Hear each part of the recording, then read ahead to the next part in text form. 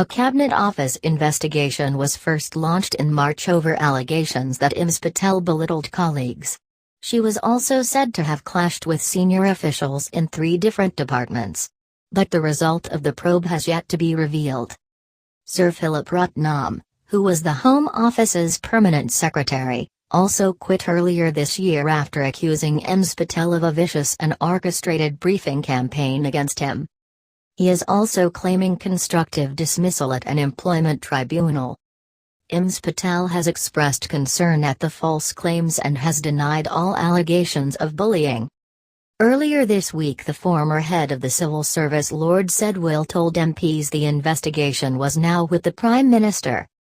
Appearing in front of the Public Administration and Constitutional Affairs Committee this week, Lord Sedwill said, "I couldn't tell you exactly, but the Cabinet Office, the proprietary and ethics team under me, were asked to establish the facts."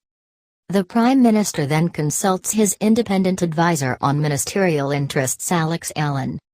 And that process was certainly underway. It hadn't concluded by the time I left, it was certainly underway.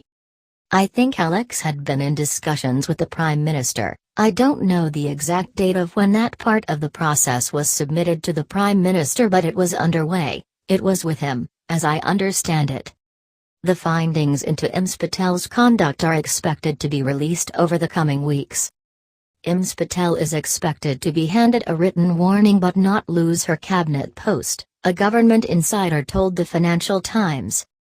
There has been speculation this could be Ms. Patel's final chance in the cabinet after she was previously forced to step down as International Development Secretary in 2017 while Theresa May was Prime Minister. She was summoned back from a trip to Uganda and Ethiopia by Downing Street after it emerged she failed to tell Mrs. May about 14 unofficial meetings with Israeli ministers, businesspeople and a senior lobbyist.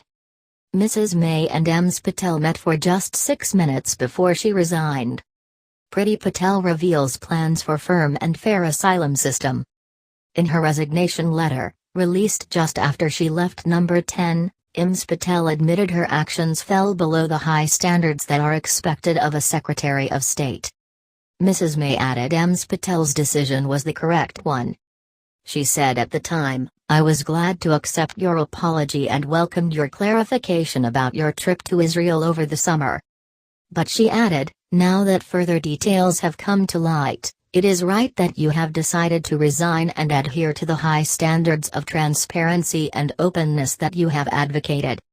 Senior Conservative Party figures have now hinted Ms. Patel could be moved to a different department in a New Year reshuffle as Mr. Johnson is allegedly increasingly unhappy with her management of the Home Office.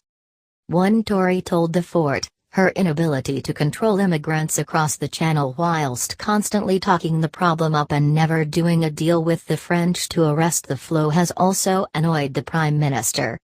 But other members of the Conservatives have disputed this claim. A party official told the FT, "There is no one as robust on this matter as Priti. If senior Tories think someone else can be tougher, then they're deluded."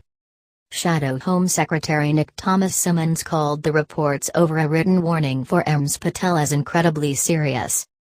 He said, "Reports that the Home Secretary is to receive a written warning for conduct in government are incredibly serious. The role of Home Secretary comes with huge levels of responsibility and trust. It is now vital that the full report is published without delay, so the public can have full confidence in the decision-making process." The Cabinet Office told the FT, "The process is ongoing and the Prime Minister will make any decision on the matter public once the process has concluded."